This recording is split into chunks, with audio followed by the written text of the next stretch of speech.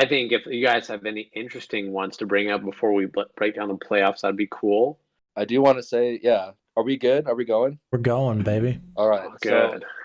So a couple podcasts ago, we had played a little quarterback game, and I said the last one was Deshawn Watson could not be a Texan for the next 10 years, and that happened a lot sooner than I thought. But that's big news. Deshaun Watson is not happy in Houston. Oh my gosh. I don't think he should be either. Well, yeah. Well, I thought you were going to bring up another topic in relation to that we talked about, that there's talk that the Dolphins might deal Tua for Deshaun, and that's kind of what Deshaun wants. Well, yeah, that's the talk is just that's what Deshaun's asking, but I'm skeptical that the Texans will do that. But yeah, that's his like, hey, if you're gonna trade me to Miami. Like he's like working all the deals, man, and like he's got Houston's back against the wall because he's literally their only asset.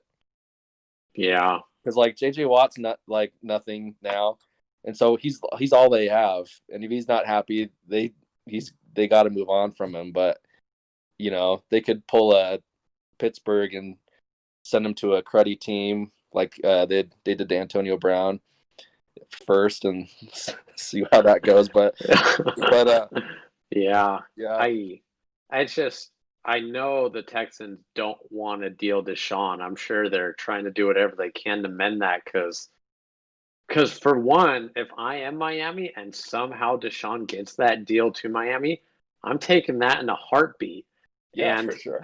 And Thomas and I are on record of being bigger supporters or believers into its future. But if you can trade like the possible future of a good player for an established, really good player, of course you take that trade. Like that's a no-brainer in my mind. And I think it would be if that got offered.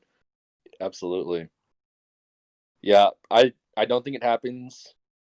Like they have to be really careful what they do this off season to avoid him holding out. I can see this dragging out, kind of like a Dak Prescott situation here, and they got to either like make him really happy and hire whoever he wants, because I know he wants Eric Bieniemy, the offensive coordinator of the Chiefs. Yeah. And I don't know if he'd take that job, and if he doesn't take that job and they get some guy that Deshaun doesn't like, he's holding out. He's not staying. Yeah.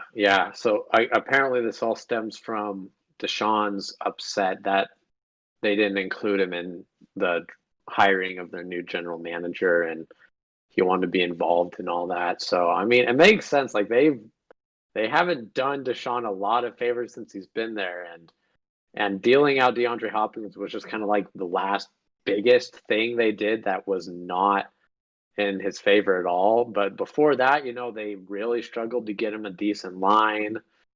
Obviously, he's had his differences with Bill O'Brien while he was there, so looks like it's all boiling over. It'll be interesting to see what happens. But big news we got to talk about, because we talked about it just last week. Just like that, Doug Peterson is gone. Yeah, just like that. Just like that. Last week we said, oh, maybe in the future, like he might be on the hot seat. He was on the hot seat, and now he's out of there. So, I mean, I was shocked, but obviously we talked about it where we could see it happening in the future. I just couldn't believe it happened that fast. Yeah, I think. Yeah. Well, what do you guys think was kind of the final straw with the Eagles? I think it was just week 17, fourth quarter. I mean, that's just bad PR, bad internal relations, bad everything. That was stupid.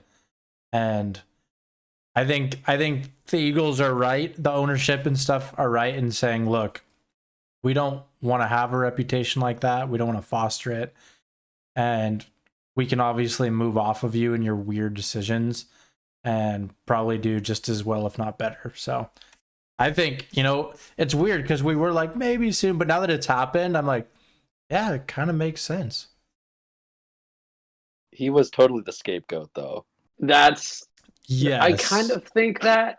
I think that's definitely part of it. Like they were in so much hot water that someone's gonna have to pay. But Right. at the same time, if you look at it like, okay, not only did week 17 happen, but also you've had several seasons now of losing records ever since they won the Super Bowl. They burned bridges with the quarterback that they paid big money for that he like regressed, which to me, like now that I'm kind of thinking about like how does a quarterback like that actually get worse? The coaching has to play a part in that to some degree to see your quarterback just get worse in front of your eyes because that doesn't normally just happen. Because it's not like, Carson Wentz had only one good season. He had one stellar season that he could have been MVP and then he got injured, but he's had a number of good seasons. You know what I mean? So Yep. from that to being like the worst quarterback in the league this year, it's hard for me not to think, yeah, the coach Doug Peterson has something to do with it, or he at least didn't stop it from happening, I guess. Yeah, and they didn't have much of a choice because it's easier to fire a coach than it is to cut or trade a huge contract quarterback. And and they want to try again with Carson Wentz because they've seen him be great, and then he just kind of fell off a cliff. So they want to protect that investment, obviously, and but I don't know. I think just the coach being fired is also was why I think it's a scapegoat because the GM hasn't been doing them any favors either. He's whiffed on a lot of draft picks. Could have had other players. They've been bad at wide receiver for so long and bad at other positions, and haven't gotten any better. And I don't know. I think it's weird that it was just Doug Peterson taking all the heat for all this. Yeah. But I mean, I don't know. What are you going to do? I just hope the Eagles suffer forever. Continue the tailspin. That's one thing is it may just be they're taking care of one thing at a time. I mean, there's a lot of off season ahead of us, and it would be, I don't know. I've never really seen a franchise completely, clean house all at once. If I were ownership, I'd want to kind of take care of things one at a time. Obviously head coach is a really important one. So let's figure that out, get that person assembled, and then we can assemble things around them kind of thing. Yeah, for sure. Well, I know that both your guys' teams have made some changes at the coordinator positions. Yeah, that's true. Thomas, your Seahawks just Brian fired. Schottenheimer. Brian Schottenheimer's out the door. He's been there, what, like 3 years? 4 years, seasons? 3 good years. I mean, here's the thing. When you really dissect the Seattle Seahawks offense, especially this season, it was a really, really kind of a basic offensive scheme. I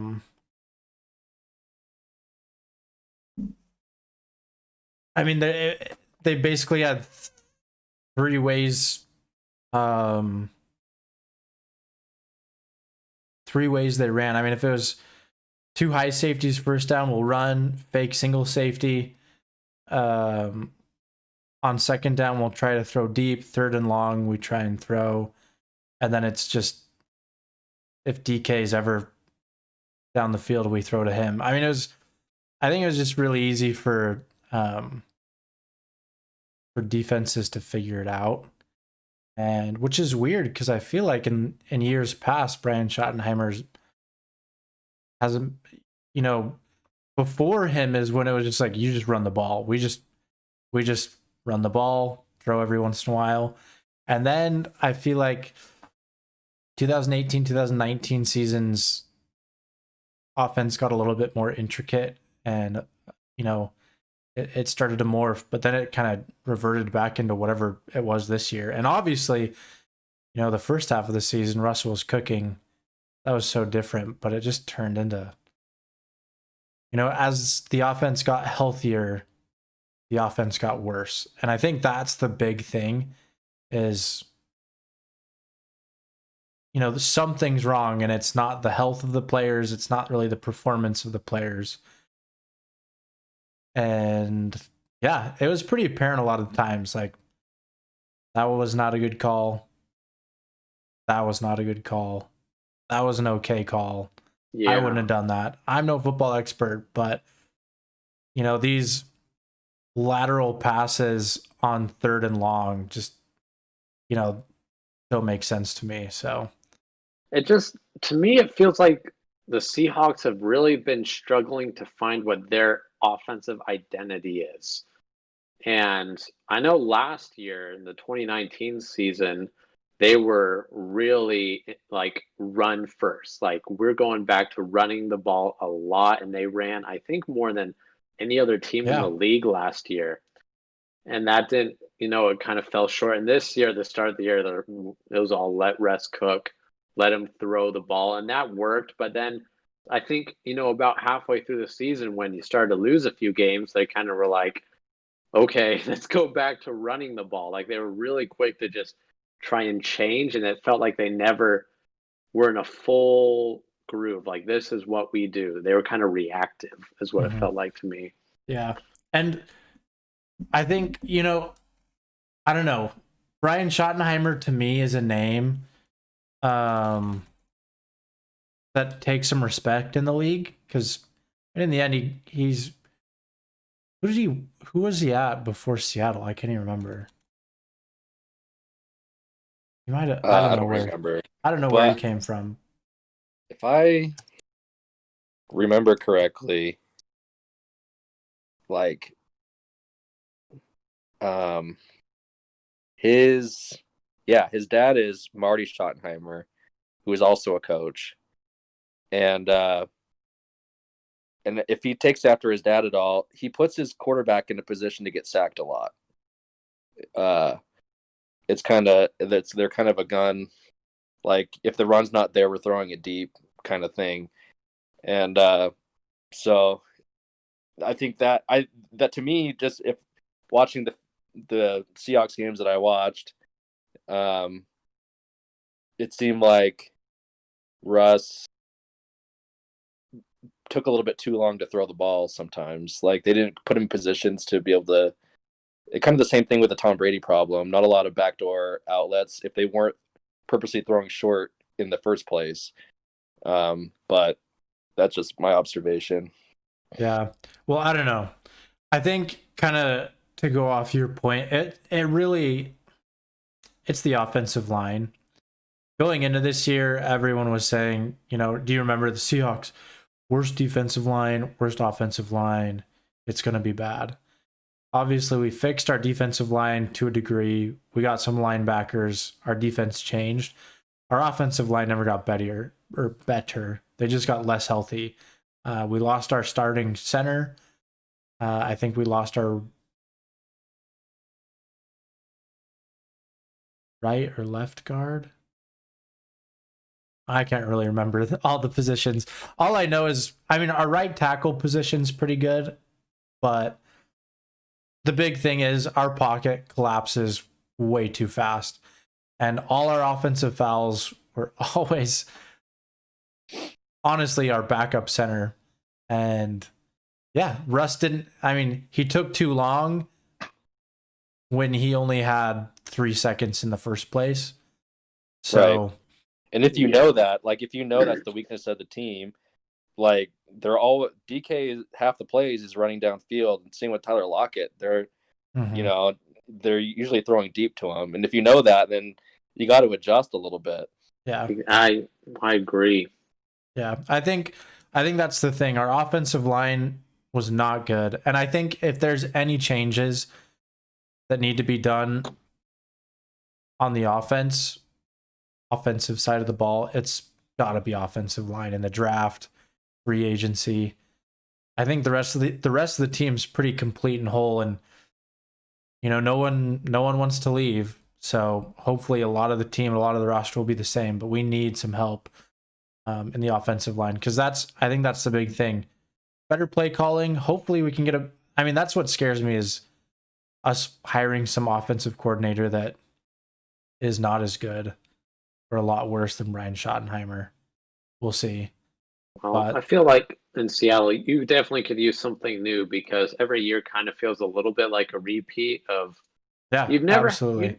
You never have a year that's like you don't have a shot at the playoffs. Every year you're in it, which is good, but you never seem to be quite there. You're never like, especially more recent years, we're gonna make the playoffs because of Russell, which is cool, but I want to make the playoffs because we're just an all-around dominant team, not a few key players, Russell Wilson or Bobby Wagner, really stepping up for a few games and carrying the team on their back, kind of thing. And I think that does come in coaching and, offensive schemes and defensive schemes all together too. So, yeah, it's been a while since you guys were like a favorite in the playoffs. Usually it's like, they might win that first playoff game because it's home. Yeah, but that's like it. And even throughout the regular season, it's like we'll be in like the top 10, but we're always like 9 or 10, or like maybe one week we'll have a really good game when we're like 4. But I want to bump into that whole like Saints, Steelers, Kansas City. I want to get up in there, and I think we're close. We have the talent, we have the roster for the most part. It's more just everything kind of coming together as a cohesive unit of winning games and being dominant. And I'm sure we'll talk a little bit more about the Seahawks when we go over what happened in that playoff game. But just to touch on any last news, and like I said, there's no way we're going to talk about every hiring, every firing. There's lots of them. So we're going to be a little selfish, just talk about our teams. And mostly your guys' teams. The Broncos haven't made any definitive things There's yet. There's no news yet, right? Yeah, for Denver. Just rumors mostly of who's interviewing. But in Dallas, Dan Quinn, former head coach of the Falcons, is your new defensive coordinator. Yeah, and I feel good about that. I mean, he coached the Seattle Legion of Boom. I'm not like super excited about it. I think that he's better than what we had. And if the Cowboys can just have like a 15th ranked defense, they're going to be a lot better off. They're going to win more games than 6 games. So I'm like, if he just makes the defense not last or whatever, we finish 30th or I don't even know, but doesn't matter. If we're like marginally better, then we're winning more than 6 games. Yeah.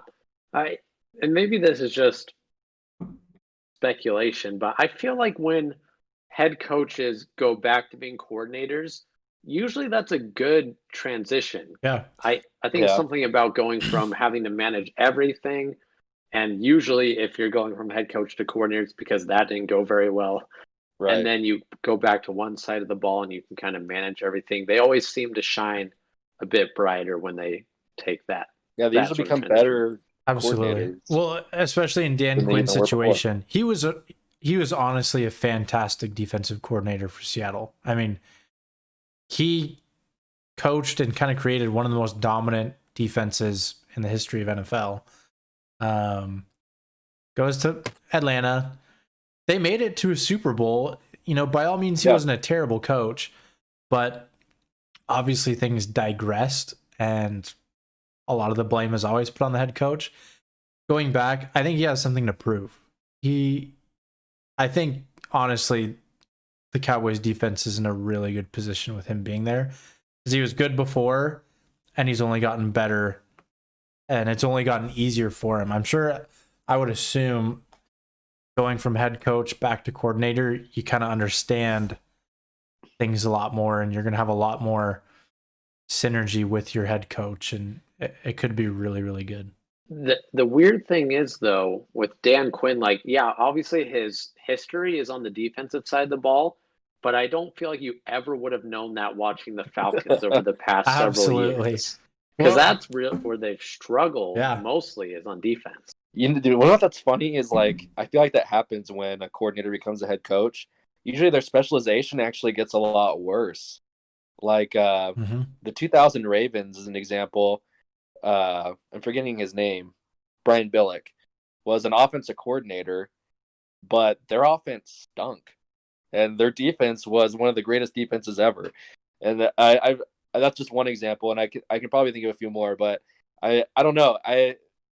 Sometimes that happens, and maybe it's just because they like go too hands off and they trust their other coordinator a little bit more, or it could be a combination of like trying to overcompensate, but also it might be something where, for example, a quarterback understands defense more than anything else because he's going up against defense every week.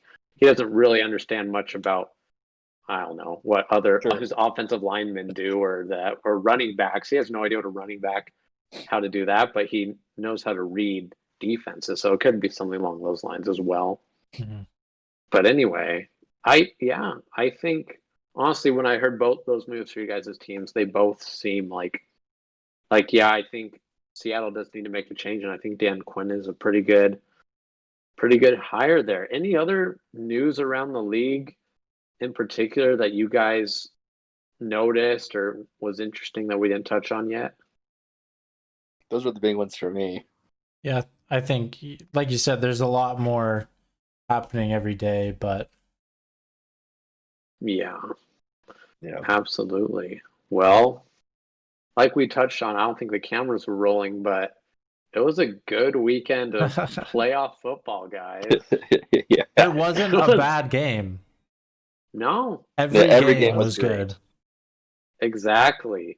But man, I enjoyed watching every one. Maybe we can just kind of go in order of how they happened. Bills, Colts.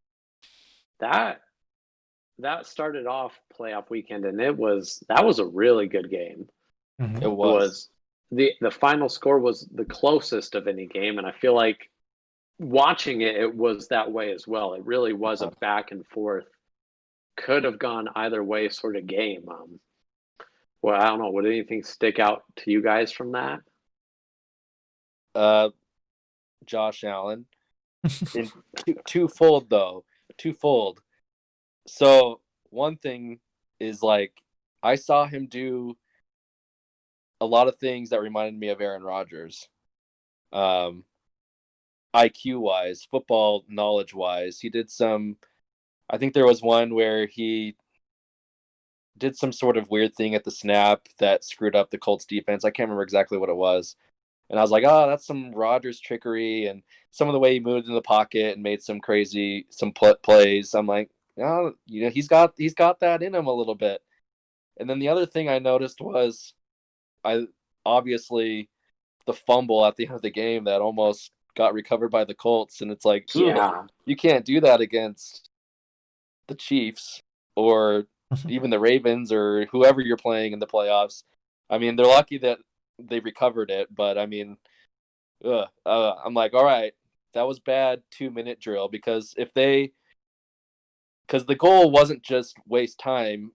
I mean, that was part of it, but it was also to go up by more than just a field goal so that it would force the Colts to have to score a touchdown rather than just a field goal to tie. And so, I mean, that was still a critical drive. It wasn't a game-winning drive. You had the lead, but I'm like, ooh. But I mean, I thought that was a bad call too. I think if you remember that, at least for me watching, and I can't remember the details. It always a struggle to go back to the plays, but the Colts essentially, to my mind, fumbled, and it was ruled not a fumble on the field and was challenged. Or but looking in replay, I really thought that was a fumble. It should have been. I thought it should have ended there. But I honestly did too, and I was like, I'm not trying to be cynical or to cast doubt upon our listeners, but I'm like, man, that was probably headquarters being like, make the game more interesting, drag it out a little bit. Because I'm like, his knee got up. Seriously. You're right. I'm really remembering the play now. Yeah. Oh, yeah, he totally was up. Like, he had his knee was not on the ground when he got touched. He got up. So I was like, It's pretty clear to me. Yeah, that was. I thought that was really clear. Yeah, and I was like, got if that's away not with it. overturned, I don't know what is. If the Colts had gone on to win that game, that play would have and that call would have received a lot more scrutiny Mm-hmm. Oh yeah, than it it'd have has. been Des Catch 2.0. It probably Yeah. would have. Seriously. And Except I but feel like less controversial, honestly, because it was so only yeah, straightforward. yeah, cause it was pretty darn obvious. But It's I almost mean, like Saints. the Colts still didn't do anything after that, and the Bills took care of business. Philip, I don't even know what was happening when they after that when they were trying to score. I was like, they're covering that left side of the sideline. Throw it somewhere else. I know you can get out of bounds, but I mean, maybe there's somebody else open because they're covering the sideline, man. Pretty sad effort at the very end of the game. It just didn't feel like it had a chance. Yeah. I feel like my takeaway was actually what Thomas said early in the season. We were talking about best wide receivers. Look, I don't know if Stephon Diggs is one of the best receivers in the league, but I do know that Josh Allen and Stephon Diggs have maybe the best quarterback wide receiver connection in the league right now. Absolutely. And not in the way they do it, but in how effective it is. It feels like Drew Brees, Michael Thomas, like just having that player they can always go to in a pinch, if you know what I mean. But Stephon Diggs is much more big play potential. But yeah, man, Stephon Diggs coming with 128 yards and a touchdown. He's been amazing all season, and I think aside from that, just seeing that Josh Allen and the Bills are playing in the playoffs and they're playing the way they're playing in the regular season, I think that was the only question mark left for me was how do they look in the postseason? And the answer is they still look really good. Mm-hmm. So they passed the Colts test. I think that was a lot of scrutiny they got last year too. Is they went to the playoffs, but there was so little playoff experience on the team, especially in Josh Allen's corner, that people say that's why they lost and stuff. But I feel like now you've won your first. Josh Allen's won his first playoff game. This was his first playoff win, correct? Yeah. Right. yeah. I feel like no longer can that be an excuse or any type of scrutiny. Because, all playoff games at this point, kind of the same things are on the line. We lose, we're out. We win, we keep going. Until you go to the Super Bowl, all playoff games are very similar. So I think they've gotten over that hurdle, and I don't see them stopping. The team just looks too good. It just looks too good. They're going to continue to be dominant in the playoffs. The only way they're going to lose is, in the final 30 seconds of a game that's potentially a huge shootout. Yeah, we'll have to see. Yeah. But let's move on to the next game was good old Seattle Seahawks and the Rams. Guys, I'll say that. No, you have to have the first word on this. Thomas. Yeah. I want to hear you talk about it. I love the Seahawks. A diehard Seahawks fan. But that was the worst Seahawks game I think I have ever witnessed in my life. And I've seen some bad ones. I mean, I've seen us lose the Super Bowl in one terrible play call. But that game was so bad throughout the entire thing. And it was bad in the way, and it wasn't even a blowout. Blowouts are bad. But it's like, beginning of the game, cool. Like, Wolford broke his neck or something. So we're going to bring in, backup Jared Goff, broken thumb. Like, great. We, at one point, had a lead. It's like, it would be super bad, then super good, then super bad. It was like back and forth. But the overall, umbrella over the game was they're playing way better than us. Our offense is doing absolutely terrible, except for like maybe one good play a quarter that's somehow keeping us in. And then same thing, like classic Seahawks. All right, fourth quarter, we're going to try a little harder. We're going to close the gap a little bit, but it was just too late. And Yeah. Yeah, it was. I mean, it really did feel like it was Rams defense against Seattle's offense, and yeah, with the switch at quarterback for the Rams, I think it actually worked in their favor. it might have, but to be honest, I don't know if it mattered who was in there because they were running the ball and they ran the ball a lot. Yeah. But I mean, Russell Wilson getting sacked 5 times. Aaron Donald had 2 sacks. I'm not going to remember every other defensive player. It felt like the Rams defensive line was slicing through like the softest slice of cheese. It's like, the offensive, the offensive line has looked bad all season, but I think it's this game and the game against the Giants. Both those games, it's like, dude, like Aaron Donald had a collapsed lung or something. He goes out. I'm like, thank you. They're still cutting through us like sliced cheese. Like they didn't even need Aaron Donald. and then he comes back in, which definitely doesn't help. But here's a big thing with that game too. Obviously their defense. Tell me if you guys agree. I think the Rams defense right now is the best defense in the league. It's hard to argue with that, especially with how bad they're playing at quarterback. Yeah. Picking up the slack. It's just,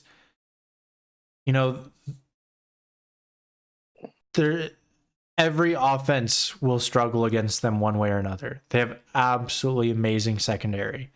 Jalen Ramsey can take any wide receiver in the league and shut him down alone. Don't need a double team. Jalen Ramsey, and I think a lot of it is just Jalen Ramsey really gets in people's heads.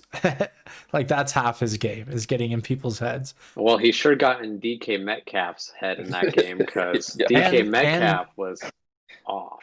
Every game, that's 3 games this season, he's gotten in DK Metcalf's head. And I've always kind of thought DK is kind of like, he's a cocky, hot-headed, rookie that's playing well. But usually he keeps his composure and cool for the most part. But whenever, dude, it's like right when he steps on the same turf as Jalen Ramsey, he's like, oh, frick. I'm going to smash my helmet against the stands. He just loses it. Jalen Ramsey's his kryptonite or something.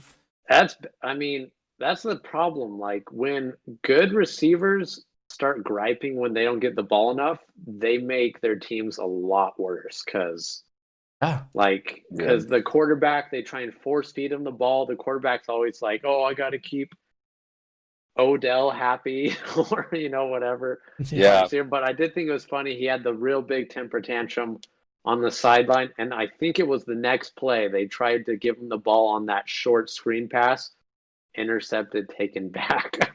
And that was a missed block. I think that interception's DK's fault. No, it was about the game. It was a missed block by Swain. Absolutely missed block. Missed block, and that play was red. He knew exactly. Dude, I read Russell that Wilson play. Didn't even fake. He just turned. Yeah, through. I saw it coming. I was like, dude, this doesn't look good. This, and then Swain missed his block. Who was it that intercepted it? I can't remember. I'm not saying it's because of the missed block, but I'm just saying it's because DK was having a fit, and he's like, all right, we'll throw a screen pass. You'll definitely catch a screen pass. Yeah. Oh, yeah. And that was the only interception of a screen pass, according to Troy Aikman, all year. So. Yeah. It was bad. It was really ugly. That was the turning point of the game. At that point, sometimes it felt like we were in it, but we weren't. Yeah. And one thing too, not that honestly, I was thinking about it after the game, Parker. Yeah. I don't know if I can accept your bottomless root beer float anymore. By the way, everyone, I haven't gotten my root beer float yet. But I told our listeners last week, you have to ask me for it. I'm never going to bring it up again. see, I don't want to, just because me predicting the Rams would be in the playoffs was totally shooting myself in the foot, because really, Yeah. if you think about it, I think at this point in time, the Rams were the worst matchup in the NFC for us in the playoffs. I don't remember if we talked about it, but I think they were by I think far we the worst all kind of matchup. thought that. Yeah, absolutely. And, it came to fruition because, we had just played them. So they just figured out our very simplistic offensive scheme. We're going back in the playoffs. And it's just like, their defense just has our offense's number. And you put the best defense in the league by far versus an extremely struggling offense and offensive line when you got Aaron Donald and Leonard Floyd, who I think deserves a lot more credit than he gets. I think he just kind of lives in the shadow of Aaron Donald. But he, honestly, I think was more disruptive that game than Aaron Donald was, regardless of the 2 sacks and stuff. Dude, it feels so bad having Russell Wilson as your quarterback with Chris Carson as your running back, DK Metcalf and Tyler Lockett as your wide receivers, and you lost to Jared Goff with a broken thumb. Yeah. That's why Brian Schottenheimer got fired. Dude, we just lost to Jared Goff with a broken thumb. Hey, man, there's always next year. Join the club. At least you made it to the playoffs. I know. Yada, And yada. I shouldn't. I'm complaining to the wrong.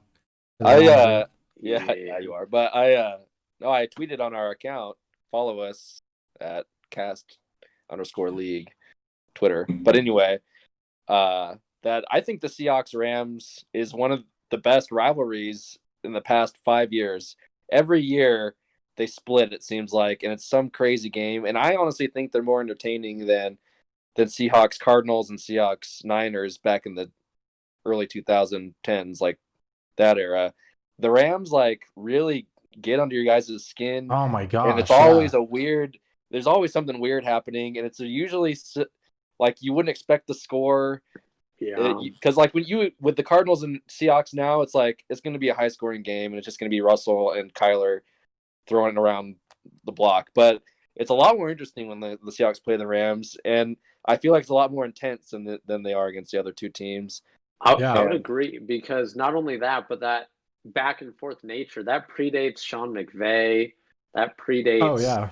Yeah, Jeff Fisher's defensive lines used to get after you guys all the time, and it's been back and forth. I don't remember what year it was. It might have been 2014 or 2015. I just remember St. Louis Rams. Do you guys remember when we kicked it off to them? And they did the fake where they had 2 guys downfield. One pretended he was going to catch it on one side of the field when the punt actually went to the opposite side. And they had a player, I can't remember if he was legit laying down or if he was just kind of discreetly standing there. So that guy distracted our whole special teams are running towards him. This dude catches it, runs it for a touchdown. We've seen it before, but it was just a genius execution of that play. And that's when I was like, dude, I hate the Rams. They just made us look stupid. And ever since then, my hatred towards the Rams has grown. That's some high school football stuff right there, man. I remember that. I remember that, actually. I didn't remember it was against the Seahawks, but I think it was Tavon Austin that took it. Yeah, it was. Yeah. That sounds right. All right, nice. Let's move on, though. Buccaneers, Washington. We'll have to go a little bit quicker through these games if we're going to want to. Sorry, I've been ranting about the Seahawks. It's fine. We have to talk. It's all good. Talk about the Seahawks in depth. But anyway, Buccaneers, Washington. I'll be the first to admit, and I was texting our group chat a lot about this. That whole game, even though Washington was losing, the whole time I was like, man, this Taylor Heineke kid is playing really, Dude. really good. It's incredible. Yeah, I mean, he was playing really good. and especially given But to the be a Debbie Downer a little bit, I don't think that level of play is sustainable for him. I think he was just having the game of his life. I think to a degree that's right, because the plays that were incredible were like, man, pockets collapsing. I feel like he's getting pulled to the ground, but he just like somehow evades it and runs it for like 20, 30 yards. I'm like, who is this guy? He reminds me a lot of young Romo when I was watching. I was like, he looked like Romo getting his first couple his starts and stuff like that, escaping the pocket. Well, but I don't think maybe it's the second coming I don't of think Romo. It's sustainable as Romo. Yeah. I don't think he doesn't throw as good of a ball as Romo does, and that was quick of a release. He's not as accurate, but here's the thing. I feel he has got the instinct though. Yeah, absolutely. I feel like his good plays, he was extremely accurate. But then he was either like super accurate, very good passes, or he was not. So I see the point you're trying to make, but it was impressive. I mean, same. It's kind of like the Wolford guy. You know, like he was just working his normal job. This kid was just in classes at college last week. Now he's playing an NFL playoff game. You know, I think you couldn't ask more from someone put in that position. It was definitely interesting hearing that story the announcers said about how I think he used to be on the practice squad for the Patriots, and he showed up at like 5 a.m. one time just to study film. Thought he was going to be the only one there, and Tom Brady was already there watching film. And Tom was like, "Who are you?" And they just watched film together for a little while, and it's a cool storyline. Then they play each other then in a playoff game for sure. That's one of the fun things about the NFL. But yeah, besides that, I mean, the Buccaneers, they played good. Tom Brady's been playing a lot better football over the past month and a half, and he had a really, really solid game. So did Leonard Fournette in the running game, but I don't know. You guys take anything else away, or what do you think of the Buccaneers going forward? I think offensively they're fine, and defensively, they're good on paper and they execute. But I don't know. They've got, I mean, what's left of the NFC, they've got as good a chance as anybody, I think. But I didn't see anything particularly special. I mean, the Washington football team's defense is really good, and they put 30 on them. But I mean, I don't know. When you pair a good defense with a good offense, that I think that makes a big difference, which the Saints have. And I guess we can talk about that game later. But I don't know. It seems like Tom Brady's got a relationship with all his receivers, and they're all clicking. Definitely. He spread the ball out around. I mean, AB got a touchdown this game. Mike Evans balled out. Chris Godwin was still a huge factor. So, yeah, he was getting the ball to everyone. Yeah. What about you, Thompson? Anything else about the game? Or no, I think I'm going to stick by what I said. I think Austin said it, hit on the nail on the top of the head pretty well, too. I think Tampa Bay is going to just have good games for the rest of the season, whether they win or lose. But I think they have as much chance as anyone. They're good enough. They're good enough. Baltimore, Tennessee. This was... I predicted this one. Austin double predicted this one. This was pretty personal, too.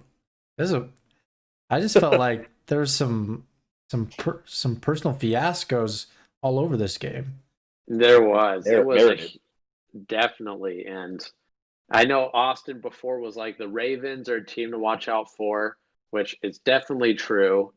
But I remember before the game, it was like at the end of the first quarter, I think it was one of our buddy, I think Adam texted us, like, who do you guys have in this game? Austin went Baltimore. For some reason, I thought Tennessee had a chance, which in hindsight was, well, even when I sent it, I was like, I don't know about this. Because Ryan Tannehill was playing well, but what happened the whole game, which should have equaled by the first quarter, it's a loss for Tennessee is they stopped Derrick Henry. Like, Derrick Henry never got going in this game. 18 carries for 40 yards, averaging 2.2 a carry. That's bad. That's bad. That's not the formula for success. And when Derrick Henry doesn't get going, especially in the playoffs, the Titans don't win. That's pretty much how it's been. So I'm pretty sure that's what I said too. I think I went Titans. I can't remember who I went, but I think I said I went Titans, but if they stop Derrick Henry. All you got to do, man. If you can somehow but if you can somehow manage to stop Derrick Henry, you're going to win. Yeah, and they did. And it was clear that that's what they focused on. They're like, Ryan Tannehill, you beat us. Exactly. And he did not do that. Yeah, he didn't. And Lamar Jackson, for his part, he didn't have like a fantastic game throwing the ball at all, but he ran the ball like crazy. 136 yards and a touchdown on 16 carries. I mean, he had way more yards than Derrick Henry did running the ball. So yeah. Did you guys see the post-game interview? Yeah. I was dying. It was funny, man. No. First of all, they had to bleep out Lamar Jackson at least twice. Well, when I watched it live, they didn't bleep it out. I actually heard him swear. He's sitting at the podium, and like he would just cut a dumb interception, and he's like, "Oh, sorry, guys." Yeah, it was pretty funny. But he's like, they're asking him like, what does it mean to like have had a better game than it was you versus Derrick Henry? He's like, no. It was Ravens versus Titans, like, and all that stuff. And I think he did a really good job. I was dying with his post game interview. It was pretty funny. Yeah, and then like you said, Thomas, there definitely is like this is becoming a rivalry in the league. Oh yeah, absolutely. Lamar didn't shake hands with them after the field because he's pissed off about them dancing on their logo last game and stuff like that. So there's definitely there's some tension brewing. But they asked Mike Vrabel about the dancing on the logo, and he's like, I coach the Titans, not the Ravens. And then he just like walked off. But like, it's all good when you guys do it, because I'm sure, I mean, it may not have been his idea, but he wasn't out there stopping. It was John Harbaugh that went out there and started yelling at him before the game back in week 11. And so, it's exciting. I like new rivalries. This is going to be fun. Yeah, absolutely. Bears Saints, man. We were right about it being the widest margin of victory, albeit by 1 point. Yeah. The Saints won by 12. And the Browns only won by 11. For a long time there, and we'll get to this, but it looked like that prediction at least was going to be wrong. Yeah. At the start of the Browns Steelers, but again, we'll talk about that. Yeah, but dang. Well, I think the real thing to talk about that game is Mitch Trubisky. To his credit, though, he had a touchdown pass that was dropped bad. Oh, that was the worst drop I've seen in a long time. Inexcusable drop. He hit him right on the money, and that would have gotten the Bears' lead. And to me, that's the real turning point of the game, where everything went to pot for the Bears. Even though it was 7-3 for a long time after that, but I'm like, I don't know, man. The wind. I feel like that just would knock the wind out of the Bears a little bit. It was a heartbreaker of a drop, man, because he had 2 steps on the defender. It was Mitchell Trubisky could not have thrown a better ball. It was right in there and just flat out dropped it. That was bad. I think go ahead, Thomas. I think for me the most exciting thing about that game was the slime at the touchdowns. Dude, am I the only one who had no idea that like Nickelodeon was going to broadcast an NFL game? Yeah, I didn't know either, but I switched to that network when I started hearing about it. I saw it on I don't know, like a pregame thing where like the network said I was going to be on. I saw Nickelodeon. I'm like, is that real? I was like, is this a joke? And I watched the CBS because that's what was on my phone. I just watched it on my phone, but I wish I would have watched. I saw some of the highlights. It was hilarious. Yeah. Yeah, I heard the game gave Nickelodeon its first ever F-bomb. Yeah. Yeah. It was caught pretty clearly. Pretty clear. Yeah, I heard that. I watched that highlight. Did you guys see the thing where they, I'm trying to remember what the wording was. It was like best rivalries, or best rivalry duo, and it showed what's his face punching or best punches or something. Yeah, best punches or something like that, but it shows Squidward, like SpongeBob punching Patrick, or the other way around. Yeah, Patrick punching SpongeBob in the mouth, and then it said so and so punching. I can't remember their names. So and so in the mouth. Yeah, the Bears defender, man. Yeah. Oh my. That was one of the funniest punches I've ever seen in football. Absolutely. That was ridiculous. That was good. But from the Saints side of things, I mean, I felt like it was actually more back and forth than the score shows. To be honest, to me, this game felt closer than the Browns Steelers ever did. Yeah, up until maybe the end. But the score kind of got away at the end. But Breeze did Breeze things. He played well. Alvin Kamara had a game. I don't really know anything specific to take away. The Saints kind of looked like what I'd expect the Saints, just maybe not scoring as often as I thought. Yeah, that's what I feel. They did, the game was close numerically, but you can just tell, the Saints had complete control of the game the whole time. And if you thought the Bears were going to beat the Saints, you were probably a Bears fan. No offense. We love you, Bears fans, but that's how I feel. I feel like, it's the playoffs. Anything can happen. First couple quarters of the game, anything can happen, but it was definitely the Saints were having a better day. Well, I do think the game, going into the game, I completely thought there's no way the Bears were going to win. Watching the game, I was surprised by how close it was, but I agree with you, Thomas. I was always like, I'm pretty sure the Saints are going to pull this out. It's just, I feel like that about the Seahawks a lot. It's just it's a close, especially lately this season. It's close, but the Seahawks have control. They got it in the bag, even though it's a 1-score game or just a 2-score game. Absolutely. I thought it was close. I thought it could happen until the drop, and then I was like, yeah. It doesn't matter what the Bears do at this point. The Saints are gonna figure it out. Because the only thing too, though, is the Saints in the playoffs. Things happen to them. They have problems. Yeah. In the playoffs. So that's the one thing I do always keep in mind is they're kind of cursed lately. So that's just it's only divisional round and above where crap like that happens. That seems to be the case usually. I think it's usually divisional round, right? That's That's when they get knocked out. No, they lost the NFC Championship game. That was the pass interference one, right? Yes, but the Vikings was in the divisional round. Yeah, Diggs. Both Viking games were in divisional round. Yeah, that we can't go into history, but man, what an unequal game that was. But we got to get through this. Browns Steelers. This I think this. Game? Oh yeah, that's the last game too. Okay. I don't think. All of us did think the Steelers were going to win this game. So that right there is enough of a shock to us three. Yeah, we're wrong. But to add in that at the end of the first quarter, what was it? 28 to 0. 28-0 Browns up at the end of the first quarter. And these are the starters, right? Because they just played the backups the week before. Yeah.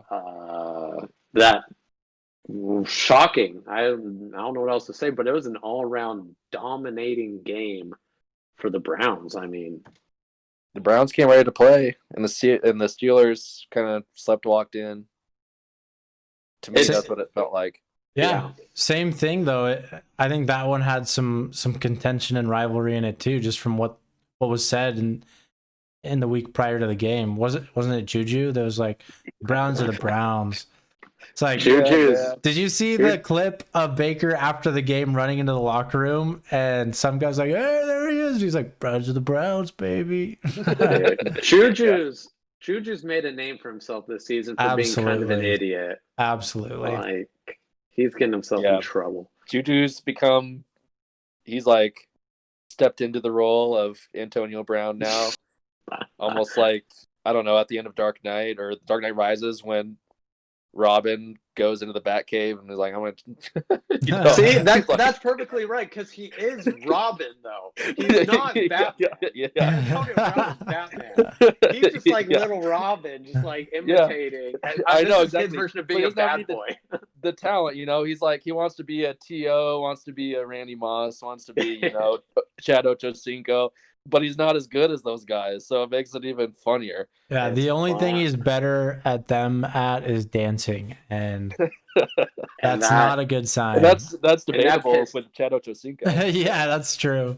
And the dancing, it's gotten him in trouble all season. Everyone wants to whoop on Juju because he's dancing on their logo on TikTok the whole time. If I was Ben Roethlisberger, I'd be waiting in the locker room with a paddle. He's like, all right, you're getting your spankings, little boy. Speaking of Ben Roethlisberger, though. Guys, speaking of Ben Roethlisberger. I think we might have different takes here, dude. I think we're about to have very different takes. Let's hear your take. Do you realize that Ben Roethlisberger in this game had the highest total completions ever? 44. 47.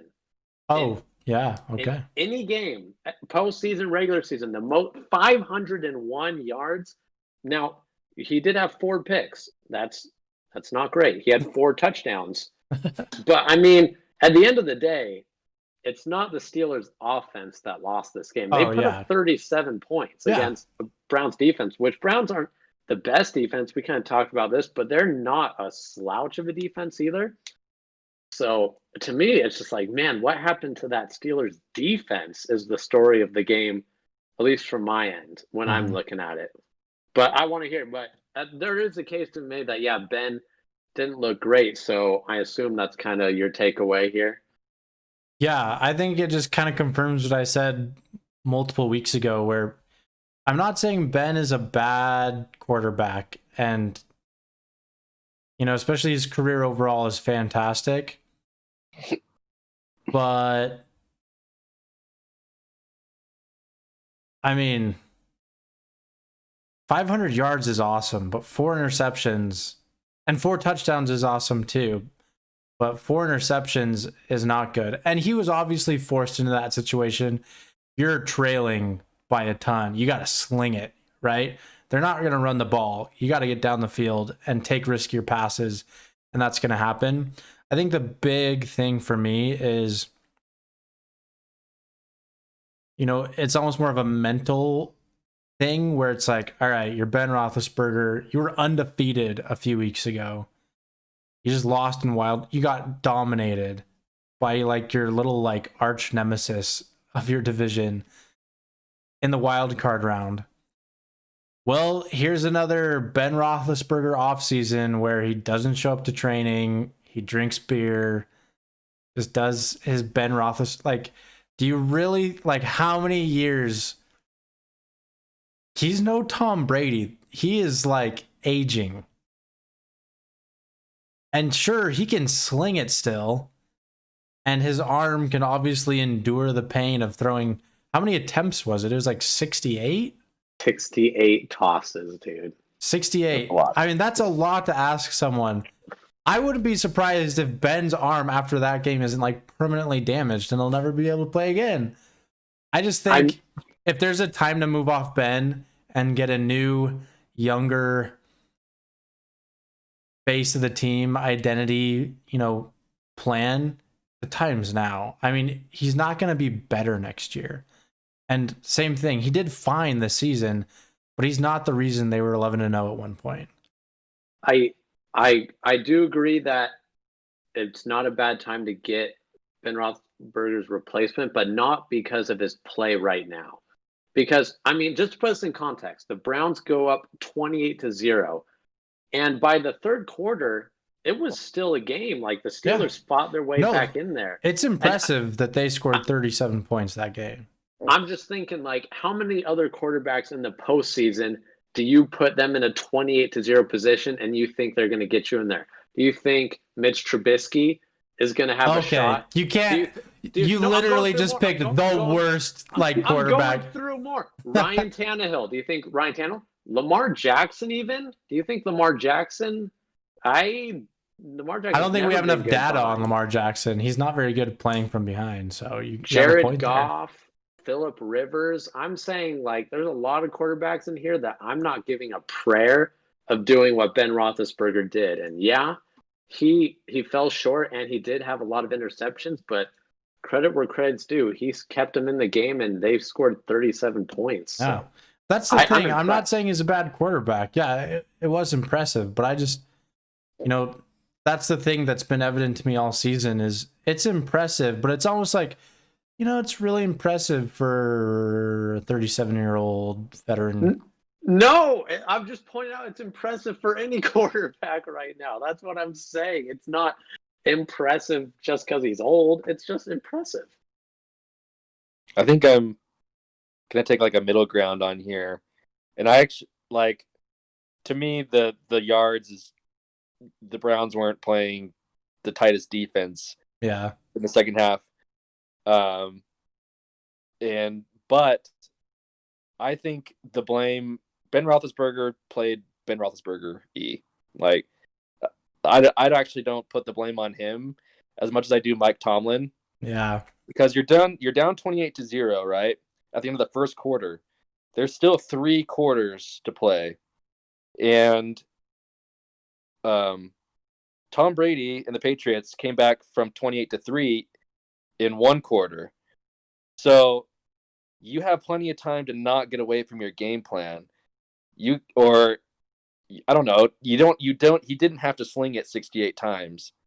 You don't have to call that many pass plays when you're down 28-0 at the end of the first quarter. Now, if we're talking at the end of the fourth quarter, sure, but they'd closed the gap by then. And they needed urgency. But I think it was more of a leadership issue and not prepared to play issue more than a Ben Roethlisberger issue. Yeah, definitely, especially that last part. It's at least obvious to me that and I'm sure, at least I'm really confident that Mike Tomlin said, look, you guys, we beat them last week. We barely lost last week, but don't think just because the backups were in there and they barely beat us that we're going to come in here and steamroll them. But I think that's really what the Steelers, most of the players felt coming in here, because it really felt like they just were totally unprepared in that first quarter. Yeah, if you take the wide receivers' words into consideration, and you wonder how much the team thinks that, but they won't say it publicly. Yeah. Absolutely. Yeah. Well, I mean, but like I said, all the games were good. All these games were super fun to watch. It was also, to finish up on this game, it was a pretty cool moment seeing the Browns actually win a playoff game. Yeah. And I think I could be getting it confused, but I think this is the first time for both the Browns and the Bills to win a playoff game since 95, or was it the first time the Bills host a playoff game since 95? One of those. It was the first time they both won a playoff game since that time. Just both win. teams haven't won since. Yeah, individually, yeah, exactly. Uh-huh. So it's super cool. It's really fun seeing these teams, especially the Browns. Man, they were just the Jets a few years ago, man. Yeah. And now I got to say something real quick, because we talked about Baker a while. It was halfway through the season. What would you do with Baker? And you know what? Whether he's the best quarterback or not, or he's putting up better stats or what, he has saved Cleveland. And he's done what so many first-round draft pick quarterbacks could not do. So, I mean, he's a savior there, is what he's got to be. Absolutely. We got to give him huge credit. He's got to get a lot of credit. But he's still the weak link of the team, though. I wouldn't say maybe his gravitas is saving Cleveland in a better way than Johnny Manziel, because he's obviously a better quarterback than him. But I mean, what Baker did was manage the game very effectively, and I know that sounds like I'm taking away from him, but he played what was necessary for them to win. Exactly. All credit to that. And I totally agree with you. If you zoom out and just say you look at the past 4 years and you don't see any yardage, you don't see any completions, all you see are wins and losses, and you see loss after loss, and then the first game Baker goes in, it's a win, and then a couple years later they're winning their first playoff game. It's just pretty remarkable, just that switch. If you look at I think he's an important piece, personality-wise. That might honestly be the biggest factor of it, though. It's just his intangibles that he has over there. Yeah. I'm not the biggest Baker advocate, but I will admit, and I think my view has changed a little bit since we last talked about this. When Baker's on it, he's on it, and he's freaking good. It's just he's not on it every week. That's true. So, but that's the thing. Maybe he'll prove us all wrong this playoffs, because it's like when he's on it, he's going to have at least 3 touchdown passes and at least 200 or 300 yards. And, maybe he continues it throughout the playoffs, and then I think that'll shut up a lot of the naysayers. And I think no matter what, just them winning that playoff game, he's sealed himself in Cleveland for quite a while. They're not giving him up, whether they shut up a lot or of not. naysayers. The problem with Baker is that his ceiling is not as high as some of his AFC counterparts. Absolutely, which makes it a little bit difficult. But when he's on his game, he's really good. But it's not at the level of other quarterbacks of when they're on it. Yeah, for sure. Well, no matter what ends up happening, I think Baker's he's brought this franchise back from the dead, and maybe, who knows, we've seen with Doug Peterson, doing remarkable things for a franchise does not guarantee you anything in the years to come.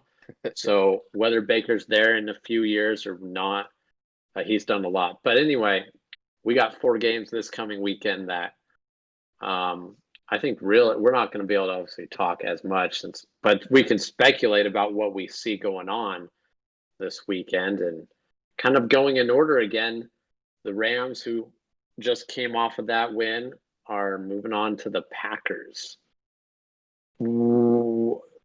This defense that we just talked so much about, probably the best defense in the league. Do you guys think that can be enough to stop the soon-to-be MVP of the league? Well, I saw a report that Aaron Jones is a game-time decision to play.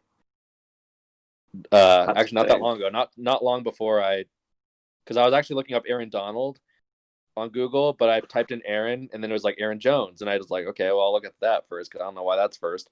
And it was I saw all these reports. It's Aaron Jones is a day-to-day player right now, decision. And then, but that's besides the point. To the point I'm making, I was looking at Aaron Donald, was the reason I saw it. So I think he is hopeful, and there's no guarantee that he'll play. So I think that's a big thing for both teams, on whether or not both Aarons play for their teams, and then there's the third Aaron, which is the X factor. But I honestly think the Rams could give the Packers a run for their money. That's the matchup I actually liked most in the NFC, and I think I talked about that. I think the Rams give them the biggest run for their money out of anybody in the NFC. And I know it sounds crazy with their lack of quarterback talent, But I think their chances are actually better than New Orleans or Tampa Bay beating them. I can see that. My thing here is, once again, if the Rams are going to win this game, the defense is going to have to play really good, because if Aaron Rodgers plays any semblance of what he's looked like this season, Jared Goff is not going toe-to-toe with that, and they're not going to be able to run the ball enough to keep up with that. So, to me, I do think they keep Aaron Rodgers beneath what we've seen of him. But I don't see this being the Seahawks where, Aaron Rodgers is throwing under 50% completion. I don't think they'll give up as many sacks, things like that. So I do still think the Packers pull this one out. I think, to me, it feels like a game that'll probably be close going into halftime, and I see in the second half the Packers kind of pulling away, and it kind of will end up have a wider spread than it felt like most of the game, if I'm just making a prediction there. But yeah, that's where I see this one going. How about you, Thomas? I'm speaking from personal, well, not personal, kind of personal experience. Yeah. I'm speaking from the vantage point of a Seahawks fan. Everyone should be scared of this defense. Run, Packers, run! No one should be scared of the offense, but everyone should be scared of the defense. But yeah, I agree. I think Packers win, but it's going to be a lot harder than most games for the Packers offense. So they'll need other parts of the team to step up to make it, an easy win. But what you brought up, though, if Aaron Jones doesn't go, that a big changes deal. Things a lot. Especially January in Lambeau. I mean, I haven't checked the weather report, but it's January in Lambeau. It's not going to be pretty. It's not going to be sunshine, okay? So having your top running back there is a big deal. So if they're the first game, then is that an afternoon game then? It is an afternoon game. It's going to be like at 3 or something, right? Green Bay time. Yeah. I think 3:30 or 4:30. Like I don't know. Central time. So that's that's in the afternoon. It's better than playing them at night. It's better. Yeah. Who knows? But anyway, so are you officially thinking the Rams are going to take that game? Are you calling for it? We got to have it in writing. I got to have it in writing. Well, it's going against my original Super Bowl pick. So both games. We've said it before. We're not held to anything we've ever said prior. True. That never happened. Every week is new. That's true. You know what? I am going to call for the upset. I'm going to call for it. Dang, I like it. I like it. Okay. Moving on, Ravens, Bills. What do you guys think of this matchup? This is the matchup we've all been waiting for. Lamar Jackson versus Josh Allen in the playoffs. I think, kind of like I said before about the Bills, dude, they're looking so good that I think they're going to steamroll through the playoffs, unless some team uncharacteristically gets really dominant, especially on the defensive end. But I think Bills win. Lamar will have some cool plays, and he'll probably get a decent amount of running yards. But I think Bills win. I'm gonna have to say the same thing. The Bills, their offensive firepower is a little too much for the Ravens. Especially if the Bills start with the lead and kind of maintain a lead throughout the game. It's going to be really tough for Lamar and company to come back from that.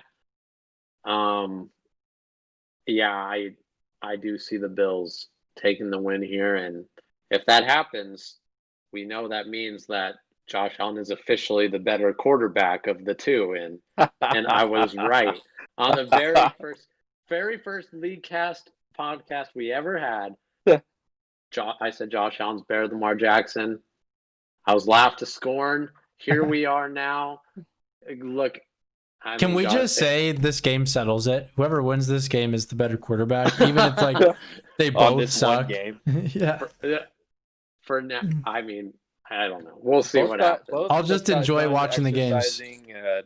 Playoff list winning quarterback demon. Yeah. And so that's exciting. True. For me, this one's a toss up, but stopping Josh Allen's different than stopping Derrick Henry. I just think the Bills are better than the Ravens. I'm not going to count it as a knock on Lamar if he loses. The Bills are just a more complete team than the Ravens are. I think that's true. Like I've said before, the Ravens still feel like they're missing some pieces. You know, I don't think they have a true number one. No, they don't. Lamar does not have his Stephon Diggs. I mean, Hollywood Brown is kind of in and out of it. You know, so I would actually agree, as much as I do want to say, like, yeah, Josh Allen's definitely better if he wins this game. Lamar, they need to give him a little bit more offensive help in Baltimore, in my opinion. And both these teams, too, one thing I will say is their running game, as far as running backs, is kind of similar. They also don't have a true number one running back on either team, really. They kind of have a true committee on each side. So that's why, like, the Ravens can't just shut down a running back and have the Bills kind of pinned to a corner. Like, that's not going to work here. So we're all thinking Bills on this one unanimously then, huh? Yeah, I'm going to give it to the Bills. Good deal. See, I mean, last time we were all unanimous on something and didn't turn out too well. Steelers lost, but I got my money on the Bills. Well, the Browns upset our pick last time, and man, I hope they do it again, because the next game is Kansas City versus Cleveland Browns, man. Who would have thought? We're in the playoffs. We're watching Andy Reid, Patrick Mahomes and company go up against the Cleveland Browns. Yeah, I know. I mean, like I said, no one gave the Browns much of a shot, at least on our show. The Steelers. To beat the Steelers, but that's why I'm saying, is there hope that they upset the Chiefs, the Kansas City Chiefs? I think the only hope there is the last two games, week 16 and 17. The Chiefs didn't.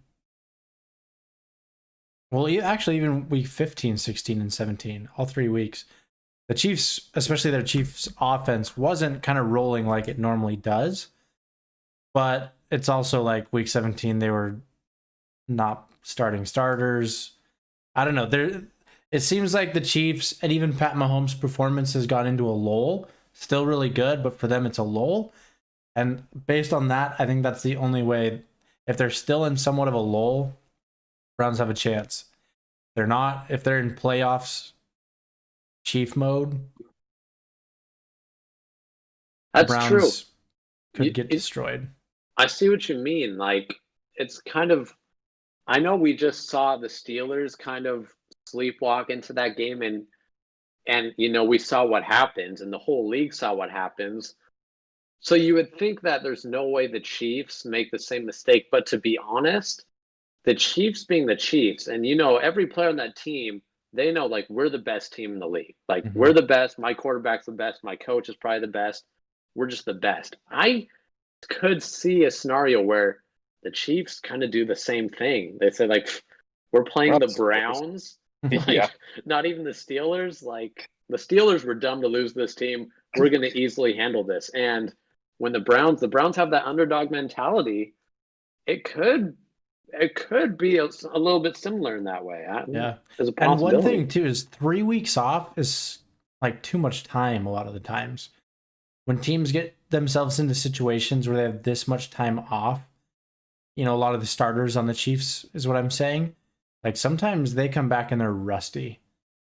It's happened. It's bit teams in the butt in the past. I don't think anyone's immune to it. So that can play a factor too. What do you think, Austin?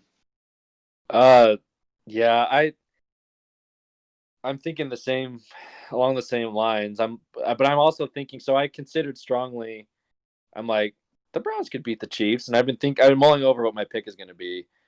Like, pretty much since Sunday night. And the difference, though, is like we've seen Patrick Mahomes erase deficits just like the ones the Steelers have before. But they weren't as they were a little bit more on it going into the season. But I mean, like Patrick Mahomes, how much more talented do you think Patrick Mahomes is than Ben Roethlisberger? A lot. So, and considering the weapons he has too, and they have a much better running game than the Steelers do. So, but that saying that though, yeah, because if the Browns are going to play the prevent thing that they did against the Steelers, the Chiefs are coming back for sure. But I just want to throw my Super Bowl pick out the window, and I'm going to pick the Browns to win. What, you're actually picking The Super Browns? Bowl? I'm going to pick the Browns. No, to the AFC Championship. Oh, I thought you just said your Super Bowl pick. I'm sorry. No. Well, my Super Bowl pick was Packers Chiefs, and I already You picked just eliminated. Oh, I see what you're saying. I see what you're saying. Yeah, I just eliminated both of them. So, but I'm going to go to my like OG pick, deep playoff run, Cleveland Browns from early in the podcast. I'm going to ride with them now because I'm like, hey, it's better to be right way earlier than. Hey man, I was cool with the whole Rams thing, but now you're just picking 16 seeds in the March Madness bracket now, dude. Like, I know. But I mean, like, no, it could happen. If we're gonna see the focused Browns team that we saw, but I'm like, the only thing, like, I'm so worried, like, about that pick destroying it is, I mean, like, Patrick Mahomes is not scared of a 28-0 deficit in the first quarter, maybe in the fourth quarter, but not in the first quarter. That is the difference to me as well. Like, I was actually gonna say something similar. Like, yeah, the problem is you put Patrick Mahomes in that situation and no one's counting them out. Like, it's the game's just getting started. Like, But at the same time, the thing is, if the Browns are gonna win this game, they're gonna have to start fast like they did, and they're going to have to keep the run game going like they did, because man, Nick Chubb was running all over the Steelers, and Kareem Hunt was getting the touchdowns. And to be honest, the Chiefs defense, I know they're not maybe last year or the year before they were actually one of the weakest units. They're not the weakest, but still they're vulnerable to the run. They're not a defense I think is like they're going to shut down the run game. If there's a serious chance for that Browns run game to get going, and if it does, the Browns are in it for sure. It's really going to then come down to the Browns defense to not stop Mahomes, but slow him down enough for their run game to keep him in it. Yeah. I can't remember if it's the offense or the defense of the Chiefs that are like worse in the league in the red zone or something like that. It's got to be defense because, I mean, I don't know. Defense. The only reason I could see the Chiefs' offense being bad in the red zone is because they hardly spend any time there. They score from the 50-yard line. I know, they score from the 50-yard line all the time, I'll say this, guys. I think I said it at the end of last week kind of jokingly, but I was like, dude, if the Browns like made it to the NFC Championship or the Super Bowl, that'd be absolutely amazing. Like, I think they would. This is what I'm saying. If the Browns win this game, I will become an interim Browns fan for the rest of the season, and I will root for them to win the Super Bowl. My honest Super Bowl prediction, I think, well, let's get to that later, but dude, if the Browns win this game, I'm flopping, and I'm all in on the Browns. We them boys with the Browns. Dog pound, dude. That's what's up. Look, no one wants the Browns to beat the Chiefs more than I do, but I am going to pick the Chiefs in this game. Yeah. In my heart of hearts. Absolutely. I will say, especially after talking, I'm not going to say it's like clear-cut no chance. I do think the Browns have a chance, but the Chiefs are never out of it.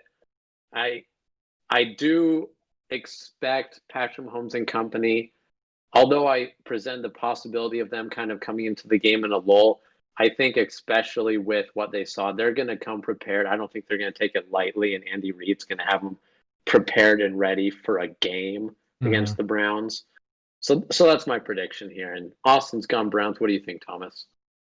Yeah, I'm going Chiefs.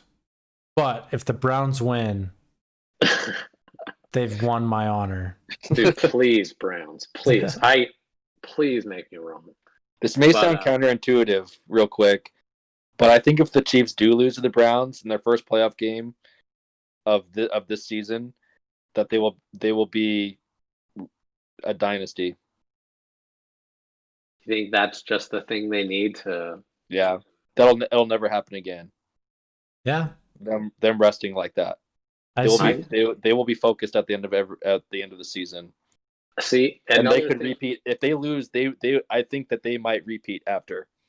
Here's why I think it's not going to happen as well. Real quick, Andy Reid before the Mahomes era had plenty of experience of going to the playoffs and falling short often. Mm-hmm. So even though the Chiefs, they're not new to the playoffs, although last year was their first, obviously, trip to the Super Bowl and the Super Bowl victory, Andy Reid's pretty playoff proven, and he's had enough losses in the playoffs. I don't think he's going to let his team sleepwalk. I don't think so. I don't think why. I mean, yeah, we talked about that being a possibility, but I'm just saying, like, in the chance that does happen, yeah, they lose to the Browns. Okay, like in this situation where they lose the Browns and that does happen, it's never happening again. Yeah, I see the point you're trying to make, and I agree. They'll win at least 3 Super Bowls. Not after. I mean, like they'll win the one before, and then they'll win 2 more. Wait a second. Chiefs, please win. Please beat the Browns. Like, I don't want that to happen. Here's one thing. Situation. Here's one thing to add too that I just remembered, and it's kind of a counter to the point I just tried to make earlier. Andy Reid has by far the best record off a bye than any coach in the league.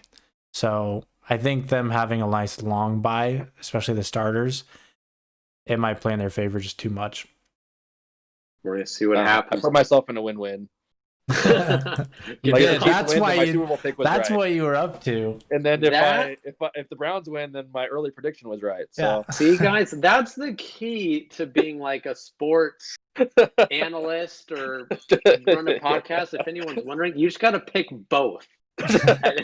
Discreetly, right? Yeah, discreetly. You can't let them know. I just let everyone know my plan, but yeah. You'll never be wrong, Austin. You'll always be right. I know I can't be wrong now. Next week he's either going to say, guys, look, this upset pick was right. He's like, guys, my original picks were all correct. Yeah. Dude, doesn't that sound familiar? I feel like I see that on ESPN like on a weekly basis. I'm channeling some like lots of those sports. When you watch enough of it, you become a master. All right. We got to round out the week. Oh man, only 4 playoff games. It was kind of sick having 6 games, by the way, too. It was a lot of football, I'll say that. Yeah. And watching it all was difficult, but at the same time, it was, at least for me, I didn't have much going on this past weekend, so I was like football all day. But 4 games. Buccaneers, Saints.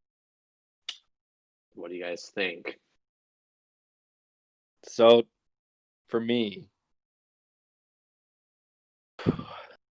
I haven't seen enough, and I know that like Buccaneers fans are going to go crazy when I say this, but I haven't seen enough from the Bucs to convince me that they won't get spanked a 3rd time by the Saints. Yeah. It's like, and I know it's tough to beat a team 3 times in one season, but considering who the Buccaneers played, going in to this game, everyone's like, the Buccaneers are back. They played the Detroit Lions that one game where everyone was like freaking out about them going up super much and in the game, and I think they played the Falcons twice or something heading into the playoffs, and then they played the 7-9 Washington football team and beat them by 7. I've like, as much as they're clicking on all cylinders and they played a legitimate defense against the Washington football team, I still don't think I've seen enough out of the Buccaneers to convince me that the Saints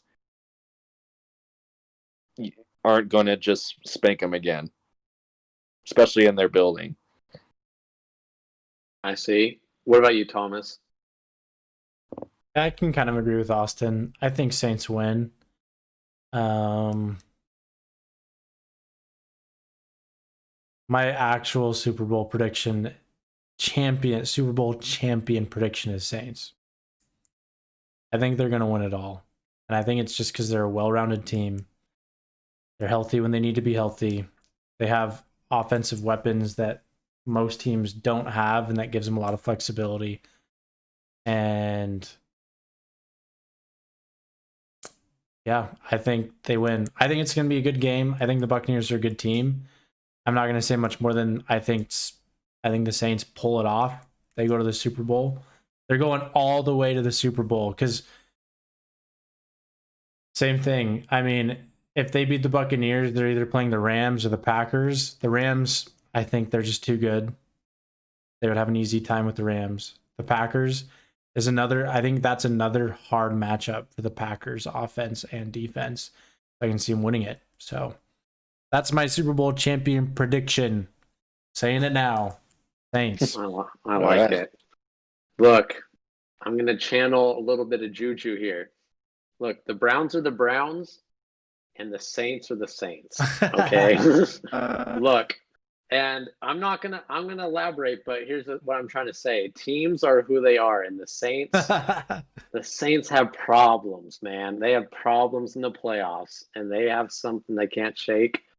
I'm going with the Buccaneers to pull the upset here. Wow. But the reason why, and it's not even the fact that, like you brought up, Austin, it's difficult to beat a team 3 times in 1 year, which is true, but that's not the difference maker.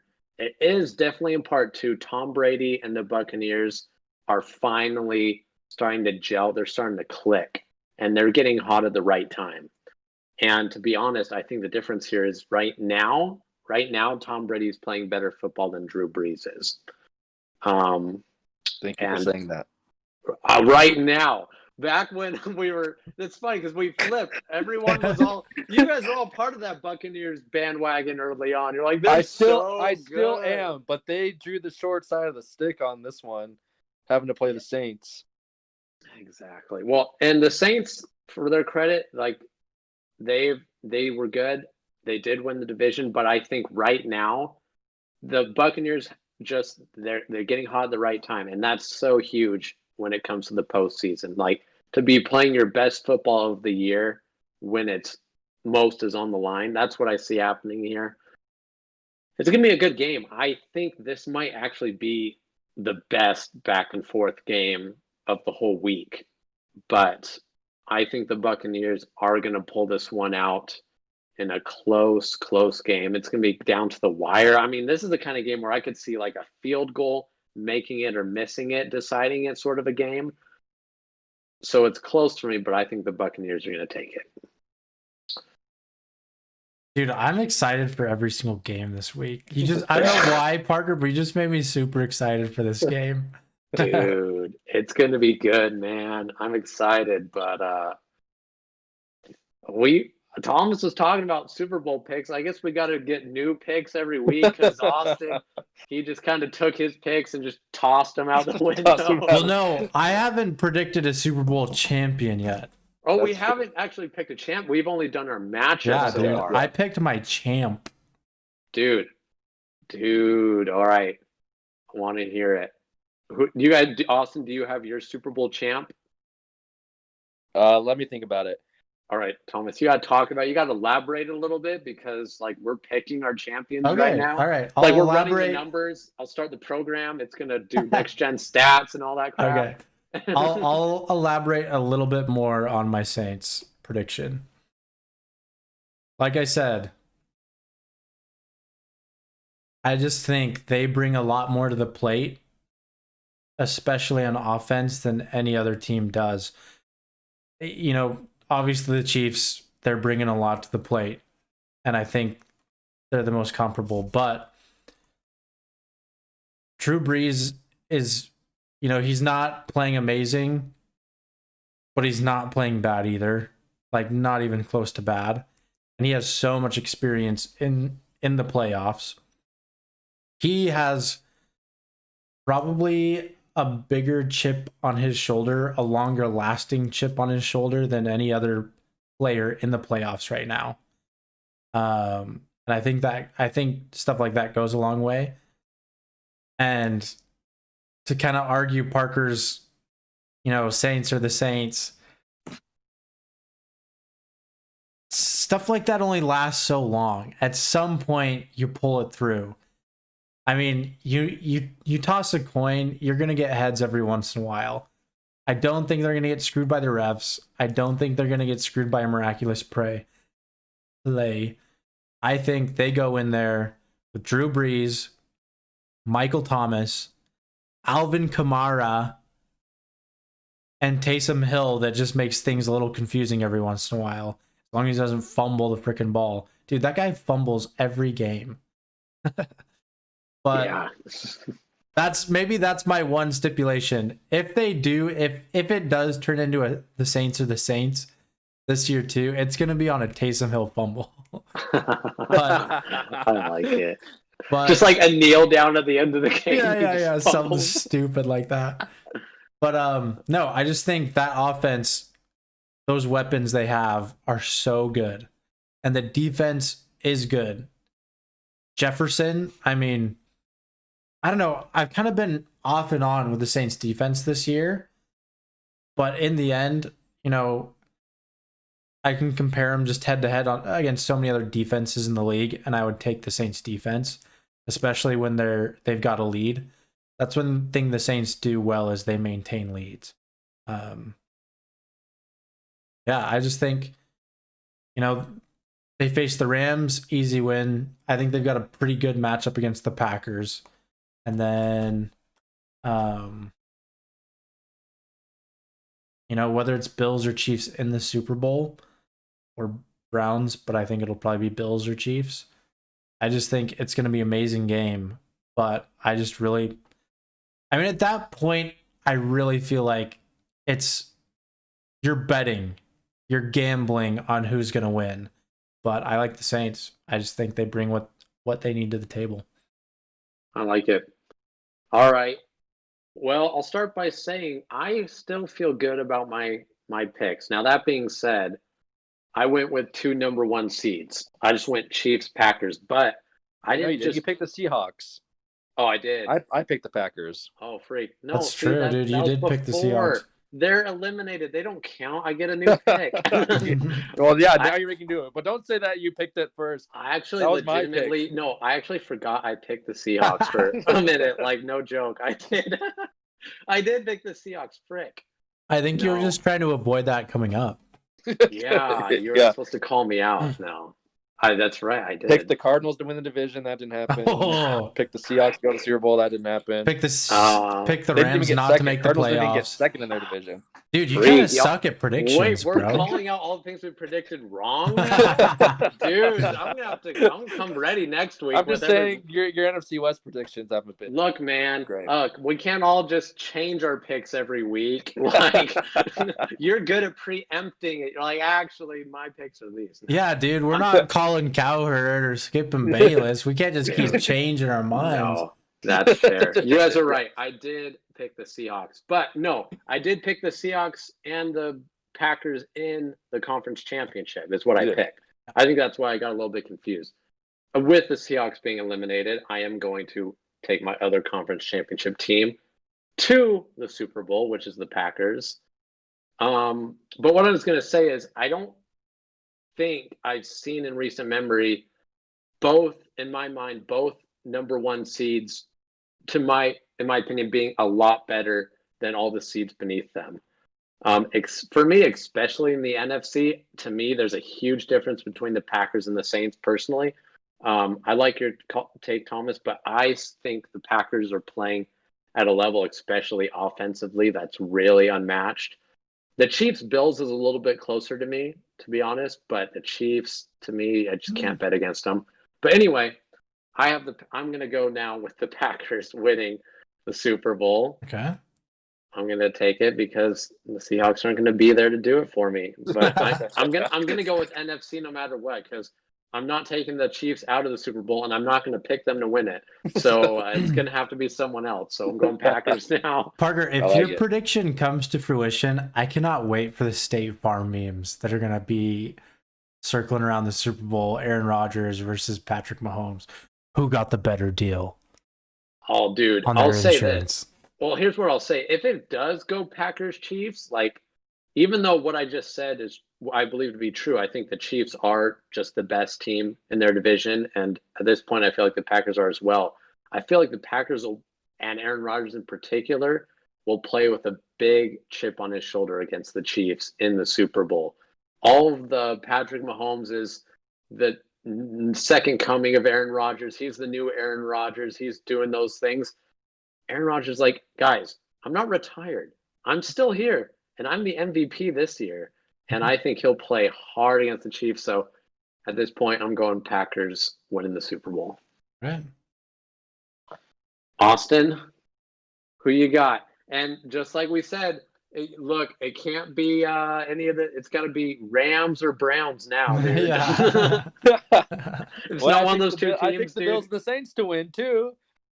Well, I know. I was like, okay, so my original pick was the Packers, and I have the Rams beating them. But that's because I didn't think the Rams would actually match up with the Packers. So, but because I thought the Seahawks would win. I know. I thought the Seahawks could beat a backup or broken thumb. Dude, yeah, we all did. Yeah. Frank Thomas, Well, your Seahawks let me down. I did think the Rams would give the yeah. Seahawks fits, but I didn't think they'd outright lose. But yeah, I thought like the pass rush would how it happened would happen, but I thought Russ would make enough plays to win, but that obviously didn't happen. Anyway, with that being said, so I know you like your little jokes, but that actually is going to be my Super Bowl matchup. Rams, Browns. No way. Yeah. You're just picking every team now. Oh dude. gosh, dude, you're just like this reminds me of like fantasy football that one season where Oz was just like F it, like Nah, dude. Like No, I said, it's not I'm like going that back at all. to March Madness. This is like you filling out your bracket like, bro, no one's picking this. If I pick this, I'm gonna automatically win if it Yeah. Hey, happens. I won March Madness 2 years ago. So anyway, when Villanova won. But here's my reasoning. So I already picked the Browns to beat the Chiefs, so I'm like kind of in the hole on that one. But the Rams, like I said, are my favorite matchup against Green Bay out of anybody in the NFC. So I think they win that game. And then there's the Saints. Saints-Rams NFC Championship game. Sound familiar? I think the Saints get screwed again. By the refs Wow. again? By the I don't know if it's by the refs or not, but some crazy thing against the Rams happens again in the NFC Championship game. And the Rams go to the Super Bowl with Jared Goff hobbling around. Oh my And God. broken thumb. with his broken thumb. Yeah. They I don't know how gotta to take make his some leg. hobbled. Wait, last time I am they so said excited. So arthritis Todd Gurley. who are your Super Bowl champs then? Yeah, dude. Yeah, so and Browns beat the Bills, which I think is already like an awesome AFC Championship game. Two teams that hadn't won since 1995 playing against each other, and either one of them gets to go to the Super Bowl. But anyway, I'm picking the Browns on that one just because the Bills don't have a great pass rush. And I think that might be the Achilles heel on that one. So, because Baker won't be flustered, and so he'll be able to pass, and then that will open up the run game, which happens vice versa. The running game opens up the pass game for Baker. Anyway, and the Browns have a really good pass rush. So, Browns, Rams, and my winner is the Rams. Oh my gosh. No. Dude, what am I hearing? What am I hearing? I think they're going to go down as an all-time defense, like an 85 Bears, 2000s Ravens. We're going to remember them as like one of the greatest defenses. Dude, they're good. Aaron Donald, Jalen Ramsey, just that unit, and they'll go down as legends in up at that level.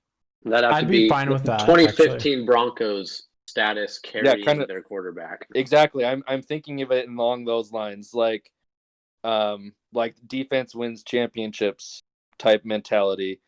Trent Dilfer won, Brad Johnson won with great all-time defenses. It's possible. I'm talking like this defense shuts down every quarterback that they face. Dude, and win the Super Bowl. If that happened, I would be okay with it because it would validate the Seahawks loss a lot more, and I'd feel better about myself. So I would never be happy about that if I were, but yeah, but I see the reasoning. But yes, I pick the Los Angeles Rams to win the Super Bowl. Oh my gosh, man. Rams. Parker's like so offended. He's like, dude, they shouldn't even be the playoffs. It's because he hates Jared Goff so much. Yeah. These Rams, they keep screwing everything up for me, man. Like, geez, they've lost me one bet. They lost me my Super Bowl champion. We'll see, man. It would have to go down that way. Like, that defense, game in, game out, is gonna have to be there. I would say the possible injury to Aaron Donald would be scary in that scenario because, man, you need this defense to always be in your face every week. So that's something worth monitoring. Hoping he's healthy, or else the prediction goes to crap. But given a healthy Aaron Donald, that's my pick. That's exciting, man. It's exciting. Oh wait, so it's 2020. Well, it's 2021 now, but it's a 2020 season, so anything can happen. All right. Well, I'm just ready for next week. There's what teams have you not picked in the Super Bowl so far? Austin, have you had the Chiefs or Saints in there yet? Or I'm just getting ready for your next week's pick is all. I'm trying to predict it. So I'm never wrong type thing. Exactly. So if the Chiefs make it, I'm right that way. But I've never had the Saints. I'm not high on the Saints. The Packers and Chiefs. If it goes that way, then I'd be right. But like if the Bills make it, or Saints make it, I'd be wrong, and I'll eat crow on that one. Sure, but I'll eat steak if the Rams win, and I'll eat potato chips if the Packers and the Chiefs make it, because I'll be like somewhat right. If it's a Browns-Rams matchup, like, I don't even care if you get the Rams right for winning. If that is the Super Bowl matchup, dude, we're gonna have to do something, man. I'll buy you a steak. I'll buy you a nice steak if that's sounds good. Matchup. Oh, now you just jinxed it. Now it's not gonna happen. But oh well. I got to make sure the Rams don't get there. Sorry, dude. Just keep betting against the Rams. Gone well for you. Yeah, exactly. Dude, exactly. Honestly, just we should just have Parker start making all his predictions first, so we can choose the opposite and be right every time. As long as it involves the Rams, do that, and you'll be right most of the time. Yeah. All right. Well, guys, this has been a long podcast, but it's been a great one. The NFL playoffs are amazing. You're still here listening. You guys are awesome. We appreciate you. Continue to support us, please. Follow us on social media, Twitter, Instagram, YouTube. The other YouTube. Ones. Yeah, I don't think we have anything other than Twitter, Instagram, YouTube, and Spotify, and Apple Podcasts, and Google Podcasts. So go to all of those. Like, follow, subscribe, turn on notifications. Stay awesome. Later.